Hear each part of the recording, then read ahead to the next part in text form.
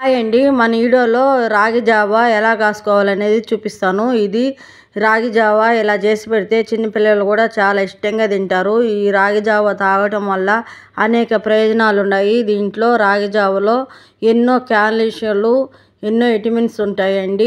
Iron, protein food అండి ఇది. వారంలో 2 సార్లు తాగితే మనం పిల్లలకు కానీ పెద్దవాళ్ళకి కానీ ఇలా చేసుకొని తాగితే వారంలో 2-3 సార్లు కూడా తాగవచ్చు. ఎముకలు బలపడతాయి. ఎంతో నీరసం అనేది తగ్గిస్తుంది. మనకెంతో ఆరోగ్యానికి మంచిదండి.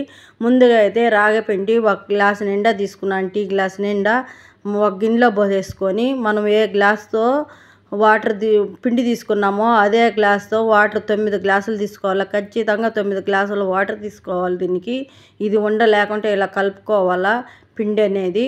ఈ స్టవ్ మీద పెట్టుకొని ఇప్పుడు ఉడికించుకున్నాం.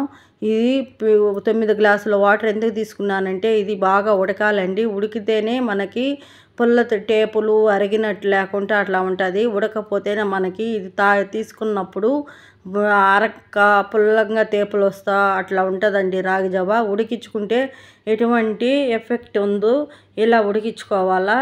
ఈ గ్యాస్ సిమ్లోనే పెట్టుకొని ఒక 20 నిమిషాల పాటు ఉడికించాను నేను. ఇలా ఉడికిన తర్వాత నేను స్వీట్తో చేస్తున్నానండి. చిన్నపిల్లలు ఇష్టంగా తాగుతారని స్వీట్తో చేస్తున్నాను.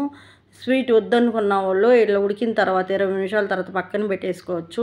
ఇప్పుడు నేను 1 గ్లాస్ నిండా రాగి పిండి తీసుకున్నాను కదా, 3/4 గ్లాసు వచ్చి చక్కెర తీసుకున్నాను. స్వీట్ ఎక్కువ తినేవాళ్ళు అయితే కొంచెం ఎక్కువ కూడా తీసుకోవచ్చు. ఇట్లా చేసి పెడితే మనకి 3 సంవత్సరాల బేబీకి కూడా ఇలా పెట్టొచ్చండి. స్వీట్తో చేస్తే పిల్లలు కూడా ఇష్టంగా తింటారు కదా, అందుకని ఇలా చేశాను.